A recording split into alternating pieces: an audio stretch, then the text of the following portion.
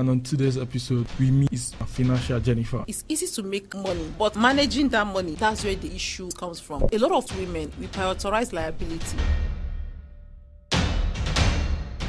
As of 2021, just 10% of Nigerians have more than 500k in their accounts. What's the first money habit they need to have that is going to help their investment? There's this question I ask myself whenever I want to spend maybe a substantial amount. Do I really need this? Say no to idle money. It's not doing anything there. It's less about the amount, but more about the habit, the consistency of constantly doing it. As you're trying to use what you have, please let's also think towards making more money. Why is emergency fund so important in our investment and saving journey? If I had some of my money put aside in my emergency fund, I don't have to sell my investments. I will just go there. So people are just one salary away from poverty. The reason why most middle class families went broke is because most of those families are not people that understand how to be successful. We just became successful by chance. I think we are always one incident away from going broke. One thing I advocate for everybody is the kind of people you associate yourself with. We're having this conversation now. You are listening to it and it's giving you some ideas, right? What we do is that every single month in FinTrack we must save. It's not negotiable. We have over 10,000 women. Last year, these women did over 2 billion in savings and investment. And they said there's no money in Nigeria. I'm sure you must have had investment that failed. We don't chop paper as fire. Hello. You keep coming back to watch our video and that means the world to us. But here is the thing. 96.6% of you that come back here every week to watch us haven't yet hit the subscribe button, and that leaves us with just 3.4% of people. We pour our hearts into this. We try to create something special. We try to make sure every story, every moment is being created in a very, very important way that tells a story about ourselves the way we want you to be told. And please, by just hitting the subscribe button, you're doing us a huge favor. And on that note, I can make a promise to you that this show is only going to get better. The guests are only going to improve, and the overall quality is going to also improve by just doing one thing for me. As you come back to watch, just hit the subscribe button and share to a friend to also subscribe. It means the world to us as you do that. And if there's something you need to tell us that we are not doing, just drop a comment or just drop a DM. We are always open. And please, we'll be looking forward to seeing you back every week. Thank you.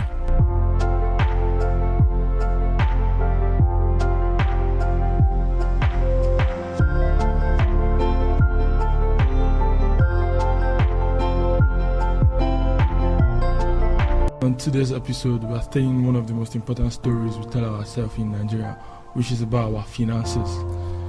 And for me, when it comes to finances, when it comes to money, we have a culture we need to change as a people. We don't talk about money enough unless there's a lack of it. We don't talk about how to invest it. We don't talk about how to spend it. We don't talk about how to budget it. We don't talk about how to save it. And these conversations are very important. And today, we meet trying to figure out one of the best ways to do all of these things I've mentioned is no other person than financial Jennifer.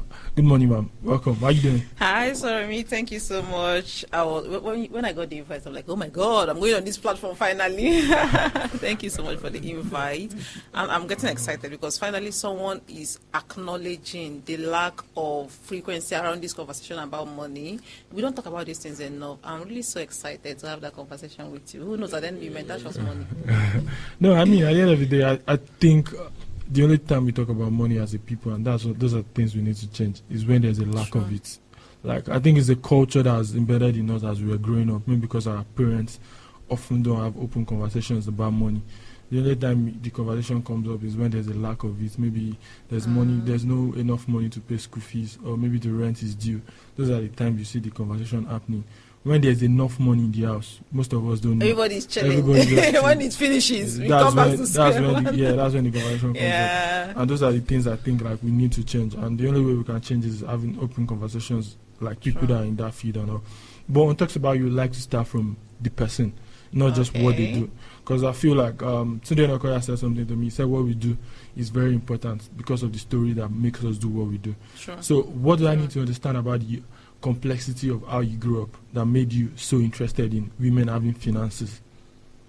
I like that. And with me, it's mostly about the women. Guys, people have too much money already, so So for me, a lot of people will always expect maybe, yeah, this person grew up in poverty or something. It wasn't really like that. We were just fine, the average Nigerian home. But you already summarized it. Most times, our parents don't have these conversations with us, right? You hardly hear people talk about it. And in fact, when you even try to bring it up, they will shut you down. Calm down. It's not, particularly if you're a woman. It's even easier for guys. Maybe in the home, your father could take you to the shop or something, grooming you because tomorrow you're going to be the head of a home providing. But for us women, it's more like, you have to be a good girl. So a rich man will marry you and all that. Nobody have that conversation around money. But right, I'm very particular about investing for women because I realize that for a lot of us, it's easy to make money. At least to an extent, we are good at making money and spending it, of course. But managing that money, investing it, that's where the issue always comes from. When did I start all this whole money convo? It was not always been like this. So let me tell you something. That was back, I came to Lagos, I think 2018 or thereabouts. I was working, then I was already a chartered accountant. I was doing so well. I was a treasury accountant in one of the biggest companies around here. So my pay was fair. But why is it that at the end of the year, it's as if, what did I work for this year? Like, as if you're just working to pay rent and all that. It was so frustrating. And this is me, when I go to work, because as a treasury accountant, you are like managing the company's funds. Money is coming in. We are okay. Where are we putting this? So I was doing this at work. So why can't I do it for myself? It was so frustrating. But then I'm like, okay, Jennifer, this has to stop, right? I started, okay, what do I have to do? It's not as if I'm totally ignorant because I'm an accountant. But now, how do I apply these things I do for my company, also to my personal finance? You now see me reading about ways to save, ways to invest, and it wasn't even that easy because here, not a lot of people are having that conversation. And then one way to keep myself accountable, I'm a lazy person. So I know that I can say something, I want to do something, but if care is not taken, we just go and slack and relax.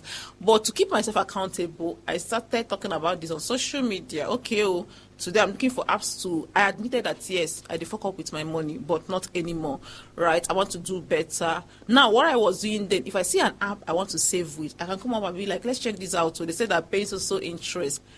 And gradually, before you know it, it was as if a lot of women could relate to this. So I was not the only one messing around with my money, right? And gradually, a community began to build around that. And before you know it, here we are today, a whole lot of thousands and thousands of women doing this money thing, right? So I think it was that realization that if I continue the way I am, I will remain in this rat race. Every month, every morning you go to work, you get paid, you come back, but at the end of the day, nothing to show for it. You're just working for rent, and I got tired of that. So, and that's why today I go, okay, I have seen what works, I have seen the mistakes we make. How do we get more women not to be making this mistake? Because I feel like for women, it's even a bit harder to, let's say, to convince a woman. Anyway, I think we're going to have a more robust conversation around that later on. Okay, what's the mistake, like you said? What's the common mistake women make with money? In your experience? Mistake. Before we talk about investment, I just want to know, we need to understand the premise of exactly where we have been starting from in the first place. What are the mistakes women make with money? Let's start with our mindsets. Okay. We have this mindset that at the end of the day, there will be a man somewhere to take care of things. The Cinderella story. Most girls grew up maybe a husband. Even my mother, even our parents, they are grooming us to be the perfect girl for the rich man, right? So we don't really stress ourselves that much to go beyond that. I feel like that's what trying to break down that misconception or that conditioning that we don't have to try so much as women. Money shouldn't be that important to us. And then there is this culture of silence around money, like you mentioned. I feel like it's even easier for guys to like, guys, how far, any updates, how we go blow, that kind of conversation. But for women, we don't have these things. You feel like there's more silence around. In fact, if you get a girl now, maybe you meet a girl, and maybe she's all about, okay, where do you work? How much do you earn? Are you investing or something? Like she's bringing up money-focused conversation. What is going to be your first reaction to that? Sometimes, most of the time, it's always you feel kind of uncomfortable trying to understand where she's coming from. Okay. That's the first reaction most men get. Okay, you get suspicious. This babe, like you get Like, so. yeah. And we, on the other hand, we don't want to be perceived that way. I beg you, before they will say to like money. You right. You see women retracing from that conversation, even with their fellow girls, even with your friends. They don't want to have that conversation. Like we feel embarrassed by that. It shouldn't be.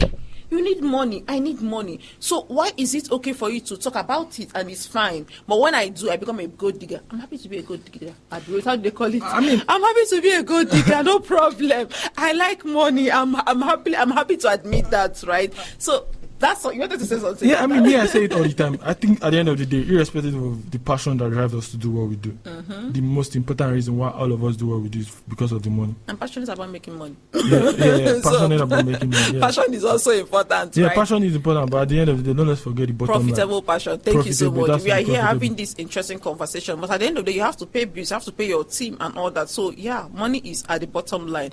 Yeah, that's the another mistake I feel we women make around money. And then I think this one is not just women, everybody. There is this survival mindset we have, right? Instead of a growth mindset. For many of us, we just want to we'll be fine for the month. We just want to survive this month and move on. But I think like we should start looking towards, how do I grow this money I have? Not how do I survive with what I have. These are two different questions. How do I survive with what I have? And how do I grow what I have? So I feel like if we start looking at things differently, now that's where investments, do I need to make more money? How do I spend what I have? But we are stuck with that mistake of, let's just survive. And still talking about women, the next one that just came to my mind now is, to be a woman is expensive. Very. Shay, how much do you spend when you want to barb your hair? Let's even start from there. So, what's the average for you to make cut your hair? I mean, because my guy comes to the house to cut for me now. Yeah, I as a think big man now. The last time he cut for me was like 18K. 18? Yeah. Oh boy, you are spending money. Yeah. Okay, I didn't know it was that expensive for men. It can be expensive for men too. Anyway, you're a big man, Sha, so it's normal, right? No, I'm just saying. But I mean, an average man haircut in Nigeria now is going to be around 2K. 2K. Okay, I get that. 2K on an average. But then, let's say if I want to make my hair, let's say I want to just wash my hair or lose my hair, because I am still doing, we are still on our, we know our level. Maybe I can spend like 12,000 or thereabouts. To wash now, and lose hair? Yeah. Wow. If I now want to like buy a wig, okay, yeah, now you're talking about how many months salary. And that's not all. I have friends, I need to sew as should be. I need to show up for the girls. I need to, and then at the other end is for your family calling you. You are the first daughter. You need to send money home. And then somebody else, oh my God, the bills are endless. I know it's also hard for men, but on our own side, we have other things, although not very necessary. But we still have to spend on them. Like, we need to represent a certain way, which is even a problem most people have. You don't have to impress anybody. We say that all the time.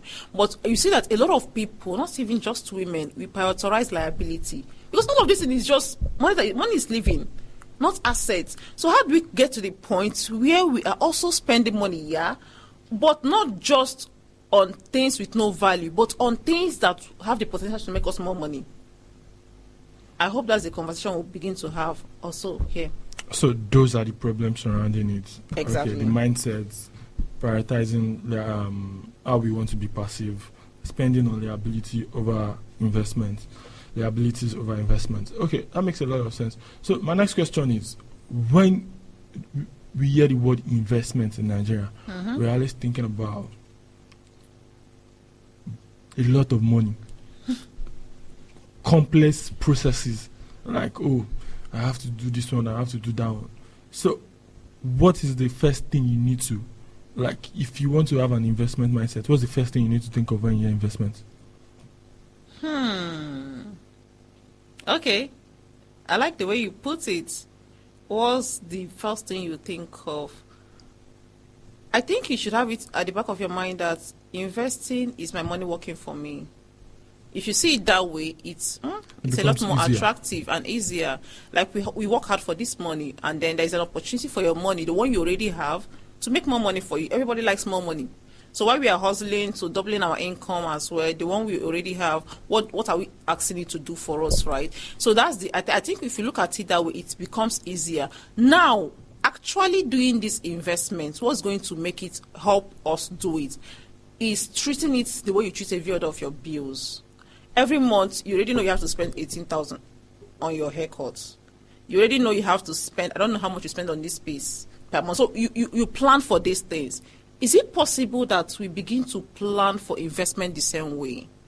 Right? So I earn 100,000. I know that this month, maybe I will spend 10K on transport. I'm making plan for it. Can we get to the point where I'm like, okay, out of this 100K, every month 5,000 is going to an investment, is going to my savings account? If we see it that way, you know that it's something you have to do every single month. It's not something you do when you have plenty money. Because one nice thing I do with my content on social media, you try to show people the possibilities. You know, when we come and invest, do this, it sounds a bit off. But when you break this thing down, people could actually see themselves, oh, she's talking about how you can invest 5,000. She's telling you how you can invest 100K. So it's more attainable like that. Let's say, for instance, give me an amount we can break down now. Let's even bring it home. Let's say an annual, somebody that earns how much in a month? Okay, let me say my monthly salary is 120K. Okay. What most people earn on an average in Nigeria, 120K. Yeah, I learned that. What was that statistics again? That is it just 2.something% of Nigerians earn more than 200K? Yeah. As at 2021, that statistic is even worse. I think about just 10% of Nigerians have more than 500K in their account. So we have some terrible statistics with money in this country. You know, the interesting thing is that people that earn more, they think it's like that for everybody. There was one post I made for people that earn like 200K. Someone was like, what did she say? There was a comment, but the comment was implying that the money is too small or something. But the reality is that most people don't earn that much. Okay, let's use the figure you brought up now. For somebody that earn 120,000. What's the first before we go into breaking it down? Okay. I like us to break it down. I like the way we want to go about it. But what's the first money habit for somebody that earns that amount of money? What's the first money habit they need to have that is going to help their investments? So before they can break it down, they need to have this habit. I know we want to be practical, but what are the habits they need to have first? Because I used to say, like, the best way you can change is cultivating an habit on what you want to change on. You get? I love that. Because just like the pod now, we're like, okay, we've been getting a lot of traction, but the moment we go on breaks, like we've had it 4 months. And we're done. Yeah, just growing out there, and the guest list is there hot. We're done. But the moment we go on break, like it's like we're starting all over again. So one of the habits we want to cultivate is dropping every Saturday. Once we start dropping this, I want to make it every Saturday. So that's like an habit that is going to help us grow. How do you stay consistent to doing that? So that's why I'm saying, like, what's the habits the person needs to have first before they use this breakdown we're about to make? Okay, I like looking at habits, atomic habits. By the way, I think everybody should read that book, Atomic Habits. Yeah. So for money, let me circle back to what I said earlier about treating your investment as a bill. Like, see it as something you must do every month, right? Let it become a part of you. But there are these other, maybe even non-financials. There is this question I ask myself whenever I want to spend maybe a substantial amount. Do I really need this? Right? Constantly asking yourself that question. Do I really need this? You want to buy something, maybe you see a cute handbag on the internet, you want to get it, just swipe. Maybe you're looking at that point. But you pause. Do I really need this? Maybe you have one particular event. It will match the color for that event. But after that event, what next? Don't be an instinctive spender. Do you get? That's a big word, though. Instinctive. Yeah. I like that. You just spend on the whim, right? So I think if we make that question a part of us, is going to help. And there's this one I picked from what's the name of that book? Rich Dad Poor Dad. There was something he said in terms of mindset and abundance mindset. Instead of just complaining, I can't afford this, because that's also another way to look at these things. Because I think a lot of people, there is an extreme part of this, of having this scarcity mindset. Some people, like with the 120K we mentioned now, if you mention something of 500k, they'll be like, oh my god, no, like they not ever see themselves in that light. So another thing in terms of mindset and questioning you should be comfortable with is, how can I afford this? I just remembered yes, we're asking ourselves, do I need this? Also look at the positive side. You can't afford it, but how can I afford it? Right? I think we are drilling. So one of the most important, if there's anything anybody is going to pick from this conversation, let it be that make investing a part of you. Make it a habit that's the word. Let it be a bill that you must pay every month. Because the beauty of it is that you will think it's small money. Maybe it's 5k, 100k every month. But the power of compounding, there is a calculation we could even do in this process.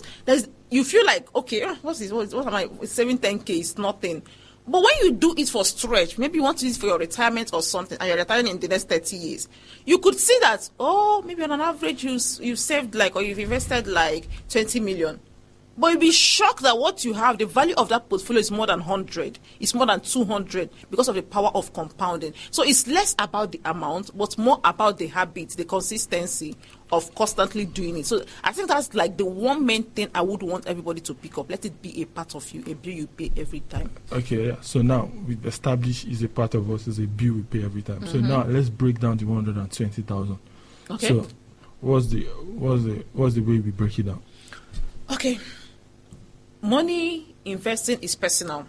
Let's establish that, because we could be earning the same amount. You get 120, I get 120. But the way we spend it is different. And it's not because you might be doing better with the money. It's not because maybe you are smarter. Maybe it's because, adulthood, they show me shaky. Maybe it's because out of that 120k, half of it is going to the village. It's going back home or something. Maybe because I have a hospital bill, I'm on drugs. Elsewise. Right. Yeah. Maybe I have something I have to pay for. So whatever breakdown analysis you are going to do is how do I put it? It's subjective. Just tweak it the way it works for you. Because you see people beating themselves that I can't do this. What they are trying, just that. Adulthood is not easy for everybody, right? Yeah. So that's established. So if I have 120k to invest. No, it's my salary. We're trying to break it down to the one. Okay. Yes. If I have 120k, I'm earning 120k every month. Yeah. There is this. Let's bring in budgeting. There is this budgeting rule. I think that's the easiest one. 50, 30, 20 rule. So yeah, it's going to make it easier for us. What I'm going to do now, this rule just means that 50% of the money, which in this case is 60,000, goes to your needs. Like all those things you need, you have to save for your rent, your transport, and everything. Just plan that 60% for it. In your mind, I'm earning 60,000 to survive. That should be the mind. Good. Now, 30% of 120k should be, is it 40,000 or thereabouts? Let's assume. No. Okay, let's not assume. Let's just do the calculation. That's exactly. 30%, 0.3 of 120. 0.3 times 120. Yeah, that's 36,000. 36. Okay, now, they say 36% go to your wants. Because this life, we don't come here to suffer. You still have to take care of yourself. These things are not necessary. But at least now you end it. But those are the things that gives us hope. Good.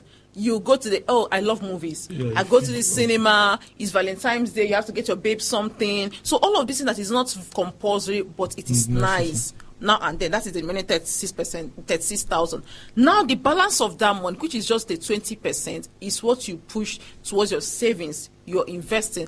Which in our case, we've used 96, right? That means we have 24,000 left. Yes. So which is not, that's a whole lot of money. 24,000 is a whole lot of money to invest. Wow, interesting. No, it is. A lot of people think, hey, 24,000 is too small for me to do 24 anything. times 12 is what? 24 times 12 is going to be... for your calculation, I don't do off head, sorry. I'm just an accountant, but I still go to my calculator. 74 by 12. That's 288. 288. For someone that is earning 120k, at the end of the year, you have put away 288.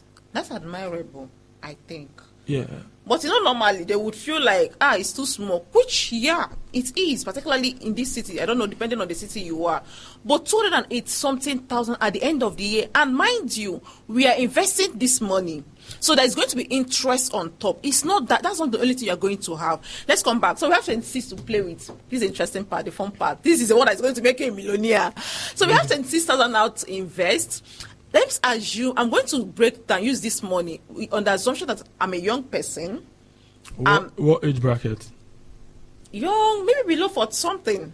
Okay. You're less than 50,000. Oh God, Jennifer, not 50,000. You're less than 50 years. Okay. Let's use that assumption. So 18 to 50. Okay. Pay attention. Okay. So you are young. You are still actively working. Okay. And that's just implies that you could still take some risk, some elements of risk. So if I want to play with this 26,000 now, I will do stock. I will invest in stock. You know, all these fun companies, all these nice companies out there, the Amazon, the Facebook, you could invest in them, become a shareholder in them. And with as little as $1, you could invest and become a shareholder in these companies. So half of that money, I'll put it into stock. But the thing is that when you invest in stock, it's a little bit on the higher risk level because anything can happen. A stock that is doing so well today, tomorrow, where is BlackBerry today?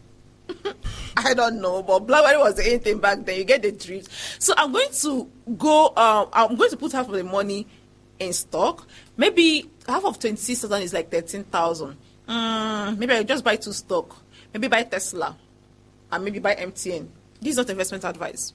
We are just breaking things down, right? Yes. Now the remaining part of the money, I'm going to lock it in any of the interest savings accounts we have. There are so many amazing platforms out there. Interest saving account like money market or just interest saving account? Maybe fintech platform. Okay. Reason being that we also want, it could even be part of your emergency fund, because emergency fund is something I feel like everybody should have. So you could just put it in an account, not your bank account, because when it's in the bank account, it's idle money. Good. Say no to idle money. It's not doing anything there. You will only be taking charges, maintenance, this and all that. So I'm going to move it to any of the fintech platforms. I don't know how comfortable you are mentioning names of some of these platforms. Yeah. Is there anyone you use? It's not a free advert. Anyway, it's fine. You know I mean, you can mention him. Okay, there is a Piggyverse, there is the Optimus, there is the Bamboo, all of these platforms. I use Bamboo. Oh, nice. I use Bamboo definitely. On Bamboo, you can buy stock. On Bamboo, you can even do fixed savings, right? So I'm going to just put half of that. Means the 26K now for you now. You can just move it to your Bamboo. When you now get there, let me use 13,000. Buy 2 stock. Buy a bit of Tesla. Buy a bit of MTN. Then the remaining one, I'm just going to lock it on there. I think you can earn up to 18% on Bamboo. You move on. Next month, you are doing the same exact thing. The truth is that investing is boring. Because you're doing the same thing over and over. But remember, we've agreed that it's going to become a part of us. It's going to become something. Exactly. Something we do every month. The way you go and get your hair cut, that's the way you should also see it. I have to do this. And you keep doing that for the next 1 year. By the end of the year, I swear you'll be so proud of yourself. Because number one, the one you locked up have made some interest for you. And the one you invested in, say, a Tesla, you don't know how much. When I bought my first Facebook, I think the Facebook shares was like 200 and something. Right now, it's 700 and something. That's like times 3. And I didn't do any other thing. I just put the money there. Bam, bam, bam. I have bought, I have moved on. So by the end of the year, you don't know how well your portfolio would have done. And you're looking at it, you're smiling.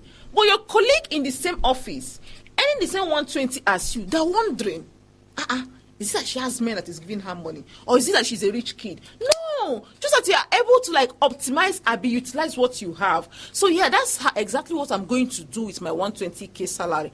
But while I'm doing this, I'm also looking for ways to make more money. Because trust me, no matter how frugal you are, no matter how you want to save, and there's a limit now. So because even that 60K, you are trying to, tomorrow landlord will come and tell you house rent has gone up.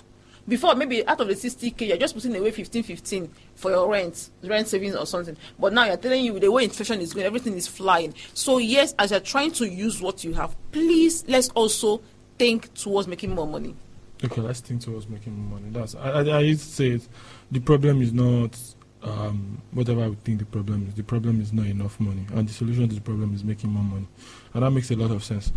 Now, my question is, you mentioned something about emergency funds. Mm-hmm. So, why is emergency fund so important in our investment and saving journey? Okay. I like that we've used the analogy now of investing in stock. Let's say I mentioned earlier that something like stock is a little bit on the high because the price can go up and down. Maybe, let's see, I mentioned MTN, right? The last time MTN did their primary offer, I think that was 2021, we bought shares at 169 naira. Then at a point, it went as high as 200 and something. And currently, it went as high as 200 and something. Maybe you bought when it was 200 per share. But sometime last year, between November, December last year, MTN was down to 180, 170. Something I bought 200 is now 170. I'm already losing like 30 per unit. Now, at that point, this thing is happening. I have maybe a health scare. Something came up, and my HMO, if I have one safe, can't cover it. I need money, but my money is invested. You can't say you're investing and somebody is dying. I might be forced to go and sell those shares. Now, if I'm selling it, it's at a big loss. Because when I came in, it was at 200. But at this point, it's 170. I could have waited, knowing that over time it will still go up, which it did. Right now, MTN is over 250. Right? But because I urgently need money, I had to go and sell at a loss. If I had some of my money put aside in my maybe emergency fund or something, I don't have to sell my investments. I will just go there. I don't have to start calling everybody, lend me money. Some people find that a bit embarrassing to ask. But if you have provision for that, and I think that's also the problem with a lot of people. Some people are just one salary away from poverty. The people that earn millions, a lot of money. But I think it's not just... I like the conversation. I like the way you brought it up. I don't just think it's people that want salary away. I think it's the story of the middle class Nigeria, especially most of us that are millennials. I mean, I was talking to Frank on this non-fungible Frank on one of my episodes, and he said something. He said the reason why most middle class family went broke is because most of those family are not. They are not people that understand how to be successful. They just became successful based on salary. We just became successful by chance, not like we understand how to create success. And that's why the story, now, most people, when they are growing up, everything is okay. Maybe the dad loses the job, or something happened to the business, and it's a downward slope. Or someone died, and it becomes a downward slope for the whole family. And that's what he was trying to explain. And that's why I think, I don't think it's one salary. I think we are always mostly one incident away from going broke. I love the way you put it better. Because we don't understand the intricacies of money. And that's why these conversations are very important. I like that. You should be doing more of the talking. No. I just want to give you the perspective. I really love that, right? Because sometimes it's not even a function of how much you make. Like the pictures we painted of 120, there could be someone else doing 300, but they're not saving a dime. So it's more about having that mindset of knowing how to manage money. I think on one podcast, somebody said something like, if they take away everything they have right now, puts them in a place, just give them a matter of time, like how many months they will be back to where they were. Because they know they have what it takes, they have the skills, they have the mindset, they have the network of everything. So it's not even a matter of the money. I love that you're bringing that up. Yeah. I totally agree. So one of the reasons why I asked the question is, why is emergency fund so important? Just for us to get back to our conversation is because people struggle to keep up the habits. Just imagine the way we break. I like the breakdown we're using to just give the conversation a bit of a focal point. Just imagine somebody has to manage themselves on 96,000 when they are earning 120k. No, it's not easy. It's not easy. Yeah. So what are the things that can, this struggle is very I don't know, life, just like you said, it's real. It's real struggles. So just like what you're saying, how do somebody, what's one simple thing that can just keep them in check in the middle of doing this process? That's what I want to ask. Okay. Just one thing that can keep them in check, on days they don't feel like, we have said that it's a compulsory bill. Exactly. And I mean, it's not like landlord. You know that if you don't pay landlord, now landlord will come and knock. It's not like an investment company. We need that extra. Yeah, we need. So what are things that they can hold on to on days that they don't want to do it? I'll become your from friend. Your experience. I'll become your friend. That's one thing I would. Association matters. You see, I love the way you are taking the conversation because it's even making you think of, I haven't seen this thing, I haven't thought of this thing this way. One thing I advocate for everybody is the kind of people you associate yourself with. Where do you find yourself? What communities do you belong to? Let me give you an example. I'm a founder of FinTribe. It's a women-only finance platform, right? So what we do is that we save and invest together. The kind of feedbacks we get from this community is so, it's so mind. People will tell you for the first time in their life. So what we do is that every single month in FinTribe, you must save. It's not negotiable. You must. Right, so now, and we have over 10,000 women in FinTribe. Accountable partners. Exactly. Already. So when you are there, and the way we do it, that once it's month, and maybe from 25th, you already bombarding. Have you saved for the month? Have you? So one woman said that she's in the community with her daughters and her whole family. Every month, it's like a family tradition.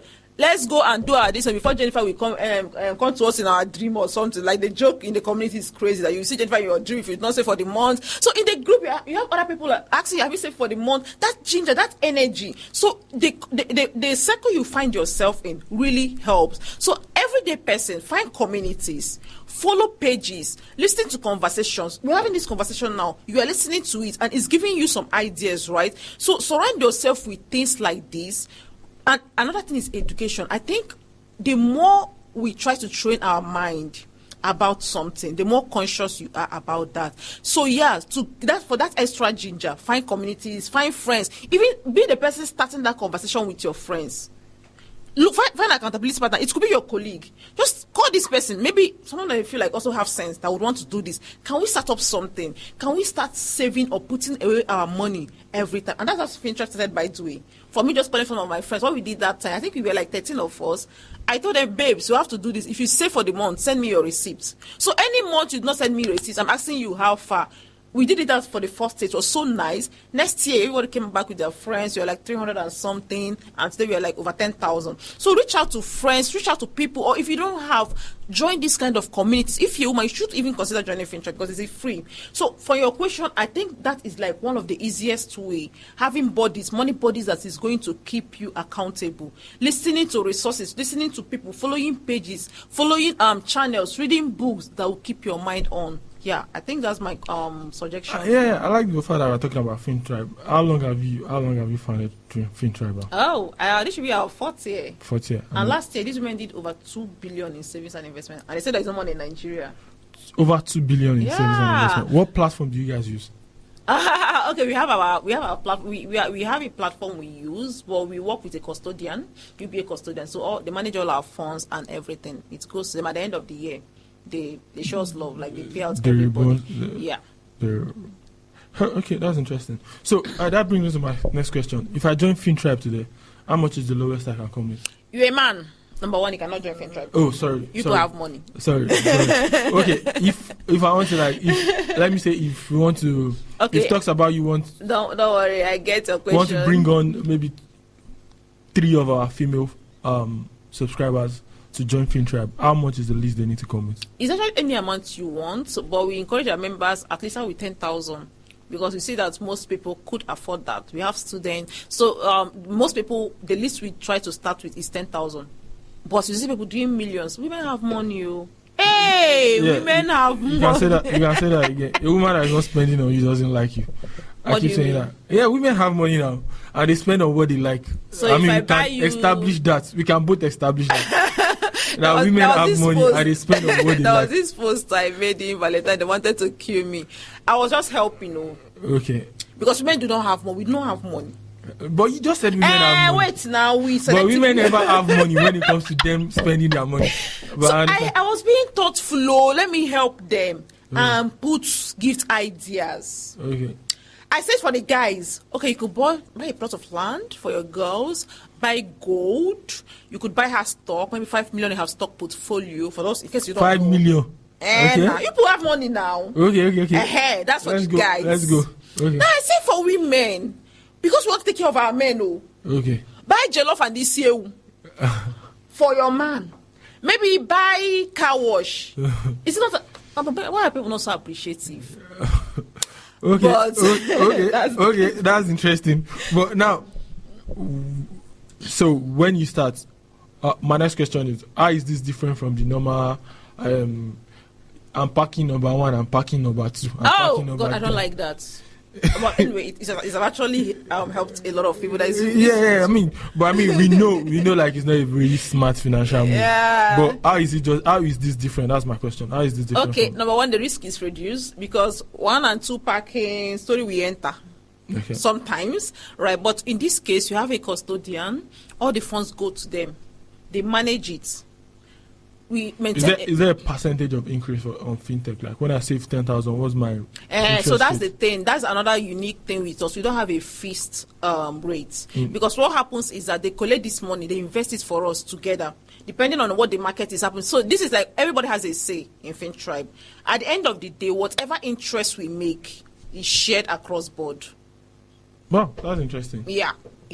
So that's the model we apply. So how is it different is that if I ask you how many savings platforms you have now, some people have up to 3, but do you actually use it? Not frequently because of yeah. accountability. For a lot of people, they have, but how many times have they actually moved money to this platform? So it's not a problem of platform. We have so many amazing platforms here in Nigeria. But people need that accountability. They need that ginger. Something to remind them. Exactly. That's why people love FinTribe. Because you can't be in FinTribe but you're not. No. When you know that Jennifer is coming to stress your life about it, you are definitely going to do it. So that's one unique factor, one distinctive factor that our people like about us. The accountability part of it. And we actually host the biggest finance fair in the whole world. Oh God, women love money. Who must say that women do not like money? They are lying. We just want the enabling environment. That's it. So what's the most enabling environment for? I mean, I know like when it comes to couples, when it comes to a relationship, one of the things like people have an argument with their partner is money. Maybe because we don't find an enabling environment to have the conversation. Yeah. Or maybe because we have 2 different mindsets about money. So what's the most enabling environment for women when it comes to money and saving? What do you think will enable women to flourish more, to save? The open conversation, let's start from there, right? We started the conversation saying that conversations on money is not something that we usually have. There is somebody watching this now and they've never saved before in their life. But then they're hearing that, some women actually saved over 2 billion in few months. Like they're ginger. What are the numbers of women that saved that much money? 10,000 of No. I think then we had maybe 7,000 something or thereabouts. 7,000? By that last year, yeah. Wow. So, and then you look at, you're not hearing it that some women are actually doing this thing. It's already like, oh my God, I want to be part of this. That's number one, having conversation around this. And then we should remove that shame culture around these things. There are a lot of women, they hold on to shame. Things you should not be ashamed of. I think, thank you for saying that. I think in our culture, it comes from failing. And and that brings me to the next conversation. Talk to me about that. I want to have, like, when you started investing, I'm sure you must have had investment that failed. We don't chop breakfast style. Those are the conversations. Now we've had very interesting conversation how 7,000 women were able to save 2 billion. But we need to have conversations around the thing that make people ashamed of talking about investment. Because I'm sure at one point or the other, we've all had a failed investment. I miss this point when you asked me about the challenges and all that. This is it. Because I'm an investment banker by profession. And before that, I have made a lot of this mistake, putting my money where I shouldn't. And it's in enter one chance. So people have experienced this now, and it's one of the challenges I have as a financial instructor, because they're talking to somebody about this. They feel like, I beg, the one that they will do now, their money will disappear based on past experiences. And that's where the failure and the shame come from. We shouldn't be ashamed of me. I have lost money on investing. Why should I be ashamed of it? Because it is for me trying to do better. I want to grow my money. Nothing is wrong with that. Of course, sometimes there's that tendency to get greedy. I will see government is telling me 20% on treasury bill, and somebody else is telling me bring that money in 2 weeks, it will double. We are humans now who know like better thing. But knowing better, and that's the place of financial education. That's why you see us making noise on social media, talking to people about money. Because now you know better, you understand that, this thing they call treasury bills by the government, and they can offer just maybe 18%, 20%. So if somebody else is telling me they will give me 40%, where are they getting it? The math is not matching, because you know better. But there shouldn't be many of us, even some investment houses still make bad calls. There are some of the people we respect, some platforms we respect. If they begin to tell you how they've lost money, but we don't bring it to the open. So it's not just you. You acted out of maybe ignorance, out of trust. Because sometimes it's even people that we trust. And maybe things just didn't go right. Right? So there's nothing to be ashamed about it. And now we're having that conversation. Someone is hearing that, oh, okay. And they say that it's not even only me. Right? They're now more comfortable to come and try again. So when trying again, what I now suggest is that don't just jump into it. Take your time to understand what are the credible investments, because there's still amazing investment. And for people that they don't want any risk at all, invest with the government. There are different ways you can invest with the government. There is the savings bond that they do every month, just 5,000. What is a savings bond? Okay. So it's a savings plan. It's an investment plan by the government. It happens every single month by the federal government. The minimum you can do is 5,000. You have 5,000, I have 5,000. And the beauty of this now is that they're going to be paying you interest on it every quarter. So every three months, the government is paying you. But some people don't know that, right? And it's usually like 2 years or 3 years. You choose the one you want. At the end of the tenure, you get back your capital. Maybe you put in 1 million. Throughout this 1 million, every quarter you've been getting paid. You can just walk into any bank to buy this, from my knowledge, or there are specific places. Okay, maybe not all banks might offer it. I suggest you go to an investment bank. We have a lot of investment banks here in Nigeria, so you can just do a basic search. Investment banks in Nigeria, or you can check out my YouTube channel, Financial Jennifer. So I try to update this in every month when it comes up, right? So you can just email an investment bank. Oh, I want to invest in savings bond. Like savings bond, for example, it happens every first week. So you're already knowing that, oh, first week for March, I don't know what the calendar is like. First Monday from in March of the month, first Monday of the month to the Friday, 5 days is open. So it's something you could just sign up. There is a form. You fill the form. You see where to make your payments. You make your payment. You can arrest. How many percent of the money are you going to be getting monthly? Last year, the one for last month, 2 years is 17 point something percent, and 3 years is 18 point something. But it's per annual. They will pay you annually. Yes, it's like this. If you have 1 million, 80% of 1 million is 180,000. So they will pay you 180,000 after in a year. 65 days. That's when you get your first payment. Okay, that's how most investment works. But for savings bond in particular, the way it works is that your 180, they will split it into 4. Every quarter you are getting paid. So maybe every quarter you'll be getting around 40-something thousand. Okay, that makes paid. sense. Yeah, every 3 months. Now at the end of your 3 years, you can collect back your 1 million. But all this while you've been enjoying free money. You each of you can have it back. So every 3 months you'll be getting paid 18% to 7%. Yeah, and there's a way you could even do it. There's some people that are paid every single month. Maybe you bought the one for this month, but if you do it minimum of 3 times in a year, yeah, that you now qualify for every month. You have maybe the one you did in March, we pay you next month. The one you did in April. So some people are getting paid by the government every month, and it's a nice way to have passive income. Oh, this is the way rich people do things. Okay, but now let's keep going. Okay. I'm enjoying this conversation. Yeah, I'm enjoying it too because I'm learning a lot. You're easy to talk with. Yeah, service bond. Then what's the next one? Savings bond. Oh, okay. Now we're talking about the different investments you can explore. Yeah. Oh, yeah. So let's go through the ones you can do with the government. There's a savings bond that you just need 5,000. There's also the treasury bills. Now, what's the difference? Savings bond is longer tenor. You have to wait for like 2 or 3 years to get back your capital. But with treasury bills, this one most banks do it. You can just go to any bank you want, or can call your investment bank. I think you should call an investment bank because this is a business. Commercial bank, their own is come and save.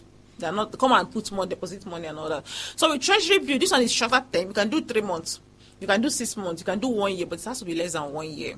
How it works, minimum for it for most people is in the secondary market share is 100,000 naira for most houses. So when you put in your money, right now you could get maybe 16%, 18%. When are you going to get paid monthly? No, this one is in bulk. But there are 2 ways. You could decide that, okay, I have this 1 million to invest now, and my interest from it is 160,000. I want you to pay me this 160,000 right now. Then take my 1 million. After 6 months, after 1 year, I'll come back for my 1 million. Or alternatively, you can decide that, okay, it's 160, don't pay me, hold it. That means my money with you is now 1.160. Now, how much interest are you going to make on it? You put the money there, you move on with your life. After 6 months, or no matter, depending on the tenor you opted for, you come back for your money and capital. And this is one of the tools rich men use in making money. Let me tell you something. The beautiful thing about being an investment banker, you get to actually observe how these people do their things.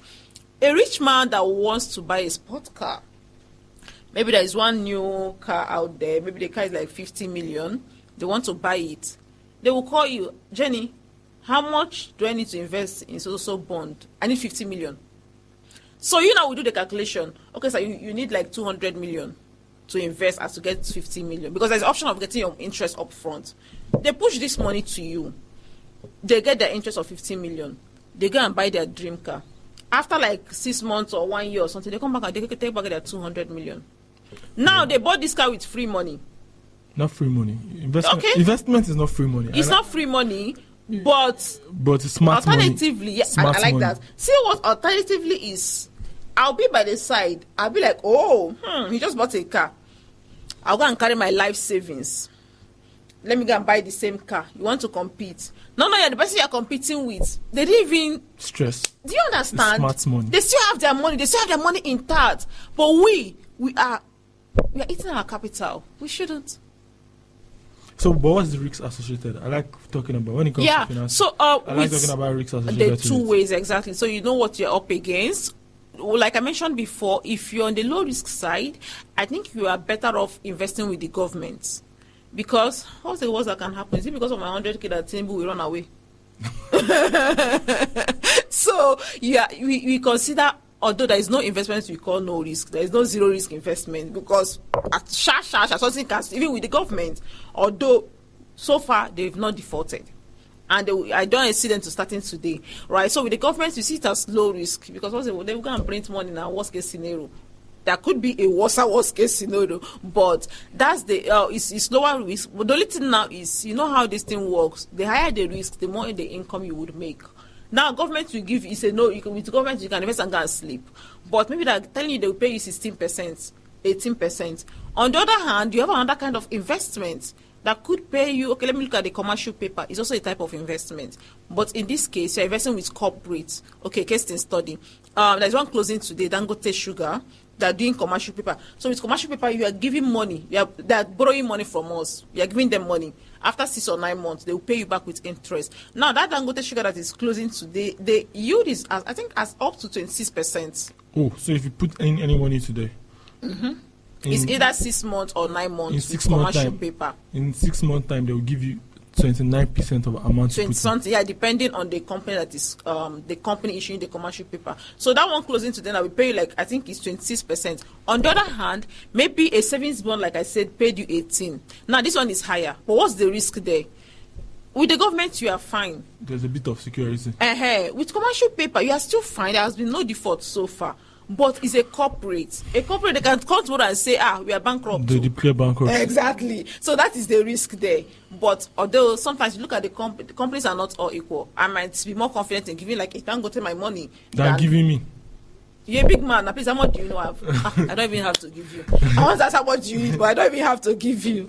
Okay. So, a treasury bill. Okay, we've even covered 2 types of investments. With treasury bills, also with the government, that one is 100K. There's so much, we can't cover everything here. But what I'm hoping is that our viewers, at least they have an idea of these things. This is actually there. So what I expect now is for you watching to, okay, after this, they mentioned this, let me go and check it out. What is it about? There are so many platforms you could learn about this. And you can check out my platform as well, Financial Jennifer. Yeah, that's going to go on the screen, like the link to your YouTube page. Thank you for doing what you do. Thank you for educating us that no matter how small we make, we can actually make more out of it. That makes a lot of sense to me and a lot of people.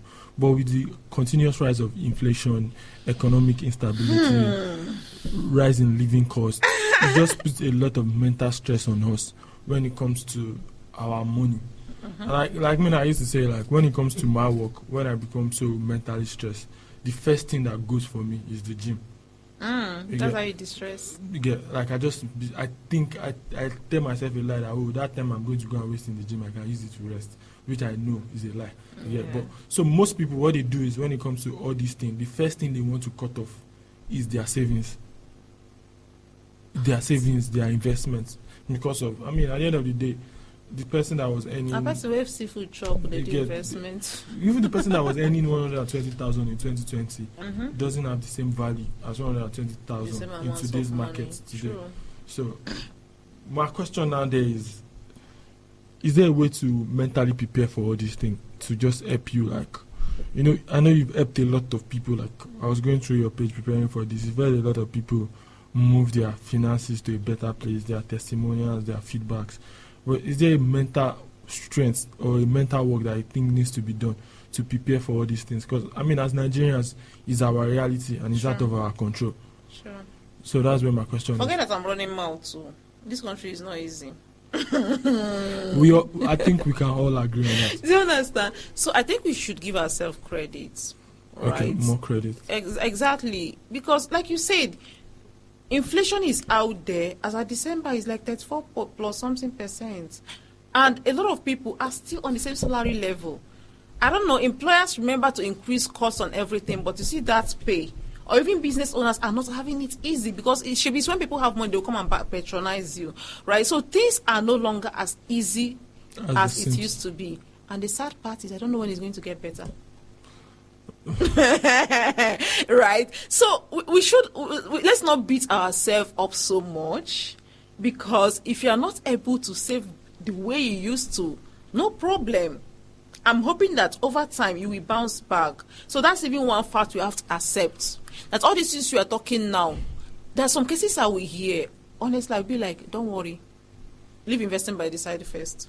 Because at this point, there are more important things than investing and saving. It's maybe contradictory to what I preach, but that's the reality. There's some point in life that you have to pause some things. And sometimes this is what goes first.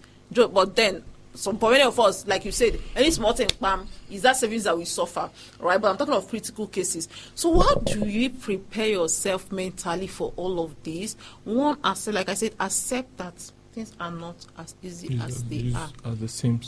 Then have the end goal in mind. I think that is something that helps a lot of people. I know it's hard right now, but now I ask myself, I'm younger, I don't have much responsibility, family and all that. So if I can't get my act in order now, is it tomorrow when I have mouths to feed, when I'm not even actively working again, right? That's why it breaks my heart when I see maybe popular people, actors, celebrities, actors that used to do so well. I have a couple of them as clients. Now, the last person I was talking to, she's like, the only motivation she has is that she doesn't want to end like this person. Because now she's in her prime, she's making a lot of money, but not really doing much. But I'm happy for her, because now she has seen what others go through. You are on social media.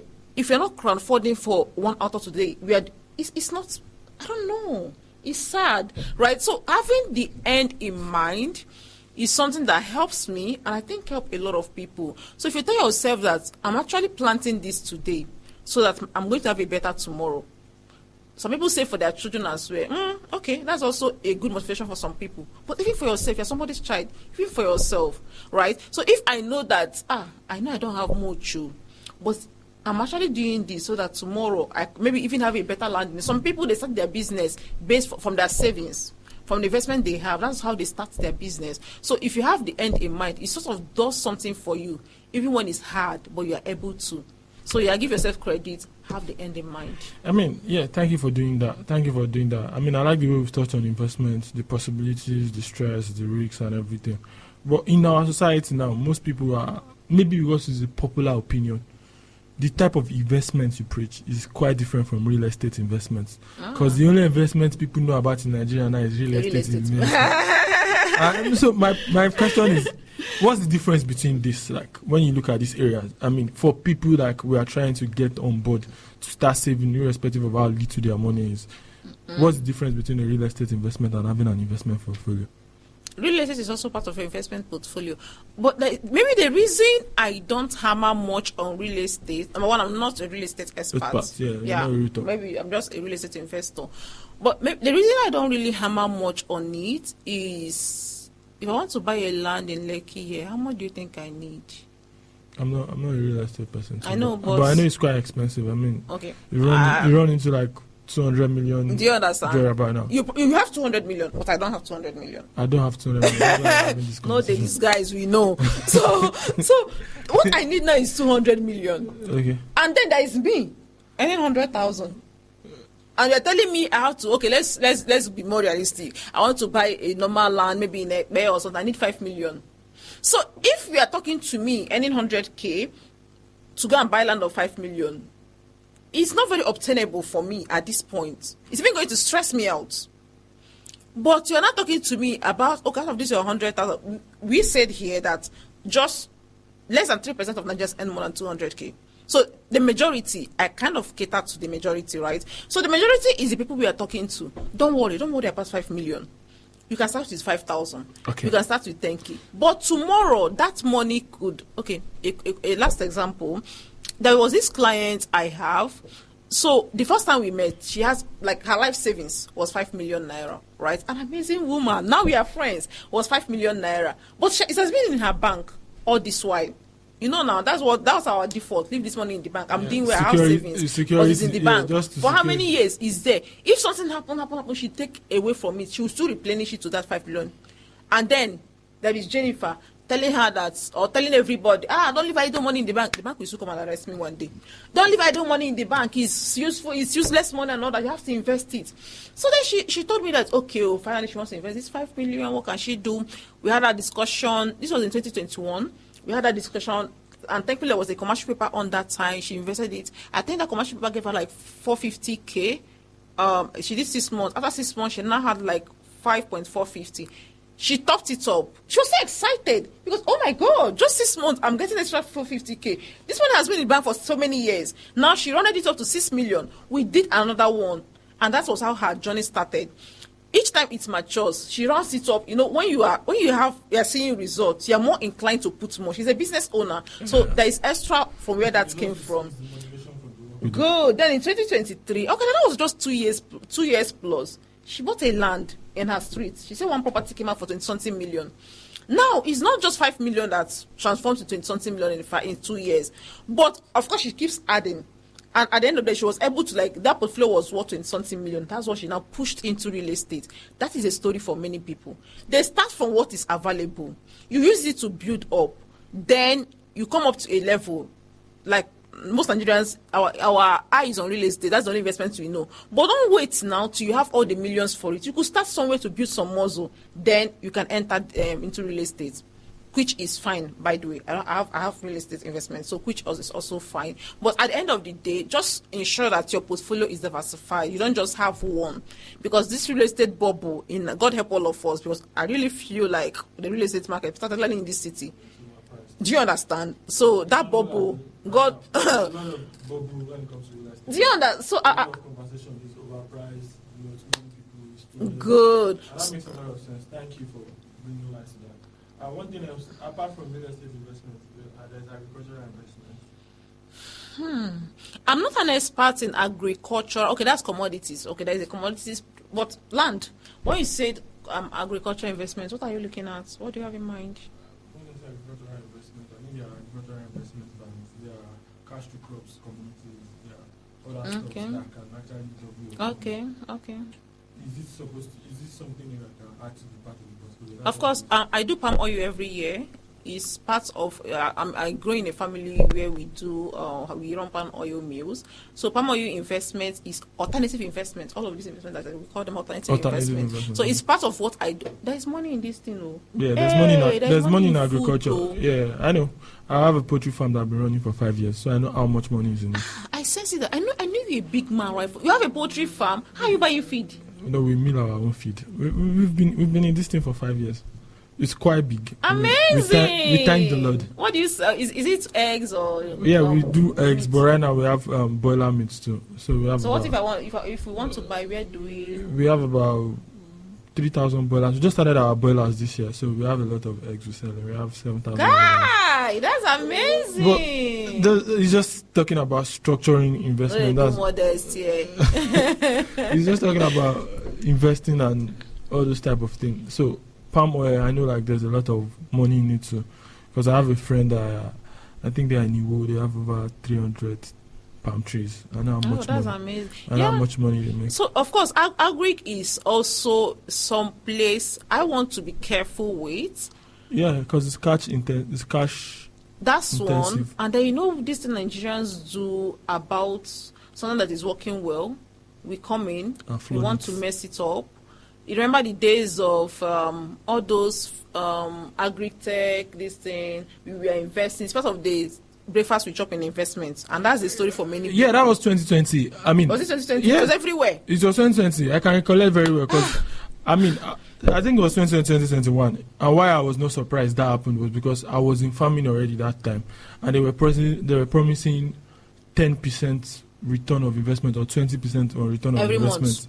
every month. And me and my guy, we've been running this thing for like 2 years that time. Wow. We sat down and we did the maths, and I can swear It's just that if it's still the same business that I am in, it's not possible. I can swear to anybody. And I was not surprised when people, I had friends that put their money, but I gave them my honest. People for one us. I gave them my honest We opinion. didn't listen. I gave some people my honest opinion. We didn't that if listen. it's this same business that I'm in, if they are promising you this, it's not possible. I'm telling you, it's real work. And for you to, I used to say, for you to make money in agriculture, you need to control all your supply chain. I mean, now we mill our feed, we breed our birds, we vaccinate ourselves. Wow. Those are the things we didn't do 5 years ago when we started. It's just continuously showing up every day. I think it's just like what you said with investment. It goes across board to every job you want to do. Continuously show up every day. There's no way you become better at it. I mean, I could remember when I started recording my pod 3 years ago. I was everywhere. And now the pod is everywhere. No, not like we are not everywhere, but we're actually trying to be mainstream. No, I was excited to be here. Yeah, Because yeah. even the level of the class of viewers you have. Yeah. So Amazing audience. So that's the point. You just have to continuously show up and understand like Sure. there's nothing like get rich quick scheme. Nothing is going to get you rich quick. You need to show up every day and just work. That's just my own philosophy about it. I tell people don't want to farm every day. Like when I'm there, we just need to show up every day and work. And the same thing with investment. That's why I'm like, what are the things we need to do? And I know that every month is important for me to do this thing. Because if you don't do it every month, it's not going to change your life. Don't let's lie to each other. Having friends like you would make that happen. So that's why I tell everybody, the circle you are with, the friends you have. Of course, there are friends that have different peoples, but just make sure you have that one that is your money buddy. You know, you're having this conversation with them, communities and all that. I didn't know you were in Agri. That's interesting. Yeah. So that's my concern with Agri, because the one that we made popular was the one where we tell people that it's like a gold mine, and forgetting that there are variables we don't control. Case in study, I have there is someone I respect. He's the founder of one of the top fintech platforms out there. So he was telling me something that happened a few years back. They wanted to do this planting and everything. It's a long story, but the cocoa is that particular year they planted, rain refused to fall in that community, and everything went bad. I used to say it to people, like when people ask me like, oh, you've been running a poultry farm for 5 years, blah blah blah. Let's don't forget, agric is actually high risk investments. But they didn't tell us that. They told us we should come and bring money. They'll pay us 50%. Because if people want to make money. Who don't like money now? Yeah, I mean, and that's the problem. That's why I'm having conversations like this. In the Yeah, middle of you true. wanting to make money, You lose the one you have. Yeah, I used to say my favorite saying is when it comes to money conversation in Nigeria, I still made by Sir Otedola. He said we are billionaires because we have lost millions.